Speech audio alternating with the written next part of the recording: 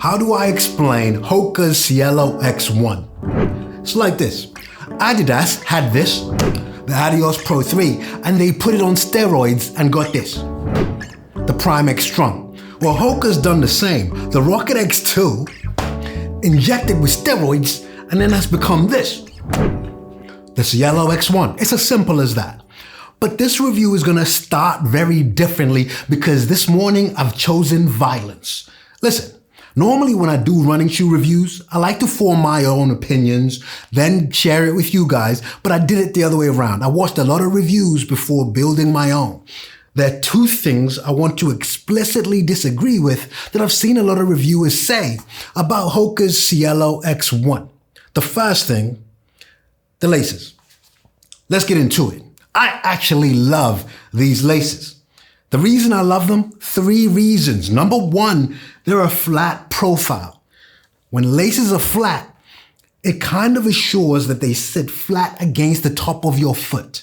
When they're narrow, that really puts that pressure, especially when you're toeing off, that adds pressure to the top of your foot. Flat laces are the way to go, especially in fast shoes. And the second thing is, on the edges of these laces are a texture that when you tie them down, these bad boys are not coming undone. You're gonna need the Hulk, you're gonna need Schwarzenegger to help you undo these laces. That's exactly what you need. No one wants to be stopping to tie laces during a run, especially a race. And my third point, I actually will be taking these laces onto my other shoes. It's the power of diversity. You don't always have to agree or take on the opinions of your favorite shoe reviewers, including me. You don't have to take my view. It's just that I decided to give you my own perception, my own view of these laces. The second point that reviewers are talking about is the weight. Let me illustrate with an analogy. Imagine 2 glasses of the same size. One is filled with beer and the other one is filled with whiskey.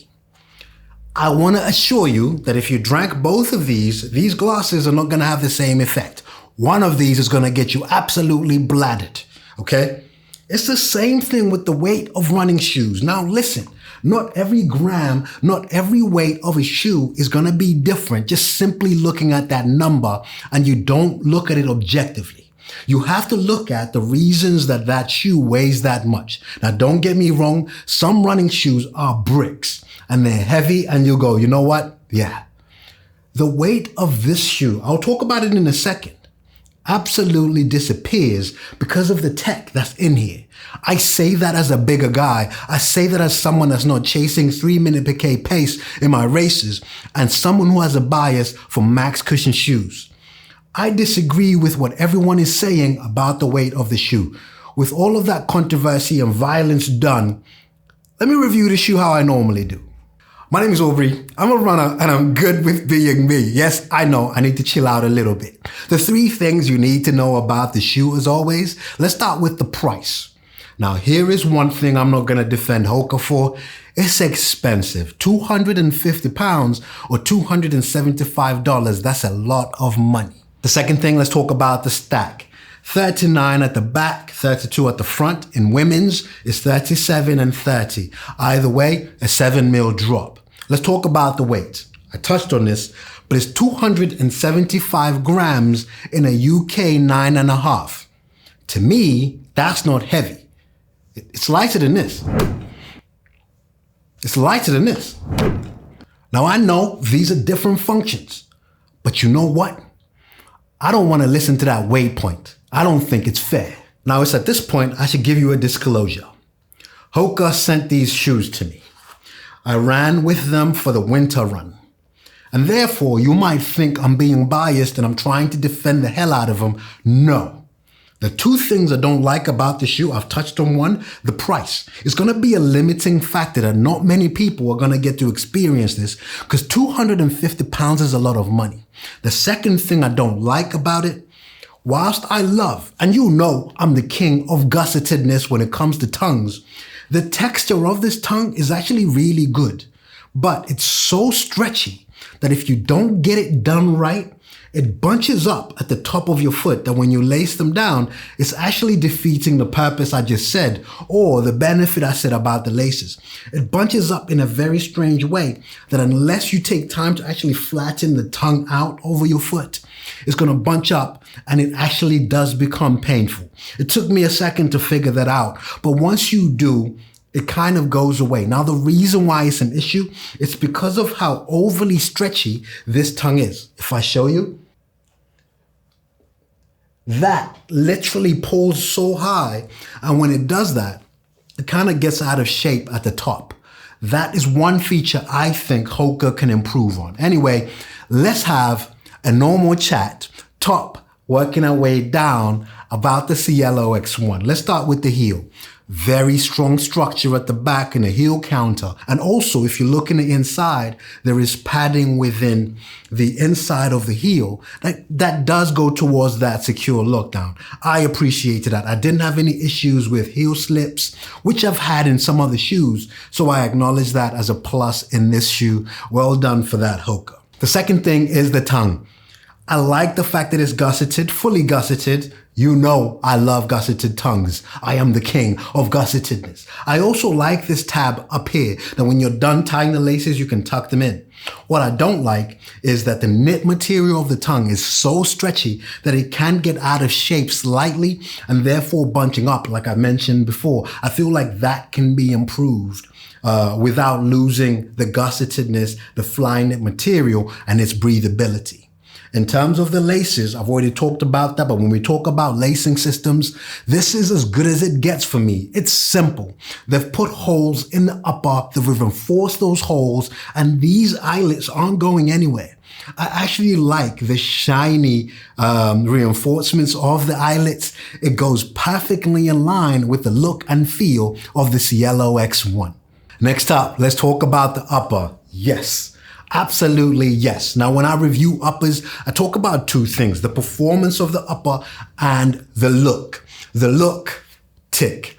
That is a beautiful looking shoe, especially in this colorway. I've seen the black, I've seen the blue and yellowy one. This was actually under embargo until today. I've had it all this time, but I couldn't share it. But I absolutely love not just the colorways, because I think the colorways are eye-catching. HOKA has woken up to these striking looks, and this is perfectly in line with that. In terms of the performance of the upper, it's true to size. I say that because in my Rocket X2, I wear a size 10, when in fact I'm a 9.5 UK. In this one, I'm a 9.5, so it's true to size. I like it. It's got enough room in the toe box. It's much wider than a standard HOKA shoe, which I really like. The material itself is a knit material and highly breathable. And you know how I check it's breathable? I hold it up to the light. Can I see the light on the other side? Absolutely. Proper technical analysis. And I know I've touched on the heel counter with that structure. Similarly, at the front, there is some structure there. It's not all fully flimsy. I like that in terms of having a good lockdown in this shoe. I can't fault it. Now, the star of the show, of course, is the midsole, PEBA foam. Now, it has a dual density one. If you see, the top layer is actually a softer PEBA foam, and the bottom layer is still PEBA but slightly firmer. And that's for two reasons. You want that comfort, the cushion, and the cushioning this thing offers is exactly the feeling I got in a Rocket X2, but on steroids. The bottom layer is slightly firmer to give you a bit more of a pop, but more importantly, a bit more of stability. Sandwiched between those two is a carbon plate. Now, for those of you not too familiar, carbon plates normally will be there for that return of energy, but HOKA's Cielo X1 offers a winged shape. It's got hands on the sides of the carbon plate, and that does contribute to the stability of the shoe. It does hold that PEBA foam in place, and you know what? It's a pleasant ride. Okay, so let's talk about the outsole. As you can see, there's a lot of cutouts, 3 different places. It's cut out at the front over there. You can see this big cutout in the middle, and then at the back over here. Those cutouts do 2 things. They will contribute to the weight, making it lighter, and also In terms of a spread of energy to introduce that stability when it flattens out and gathers itself, that's what these cutouts will do. And when it comes to the grip of the Cielo X1, honestly, nothing to write home about. The only concern here is it's gonna have a few exposed midsole parts, and I wonder what that's gonna do over time. You can see, I'll bring it closer, some discoloration at the back over here where that midsole is starting to hit the ground, and that's always a concern, and I'll report back because I assure you this is gonna be a go-to shoe. I will have that 100K review coming up for this. Who is this shoe for and should you buy it?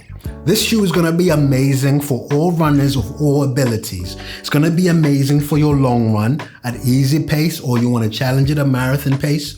It's gonna be great for speed workouts. I mean, here's the chart from my workout. I'll put it here.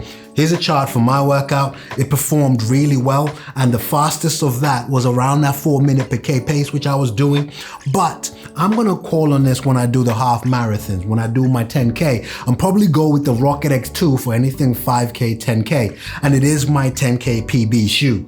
But this, to me, is one shoe you definitely cannot ignore. You're gonna have to forgive me, I feel very passionate about this shoe simply because it plays right to the kind of shoe I would describe as a perfect shoe. Return of energy and cushioning. I'm a sucker for max stack, max cushion shoe. So when it comes to bringing performance like this does, they definitely got my attention. I do think the price is too expensive, and I would like to see HOKA work on this tongue. Whilst I think it goes in line with the look and feel of the shoe, I do find that it's overly stretchy and can be enhanced. My name is Aubrey. Head to the clouds, feet on the ground. I'll see you on the next one.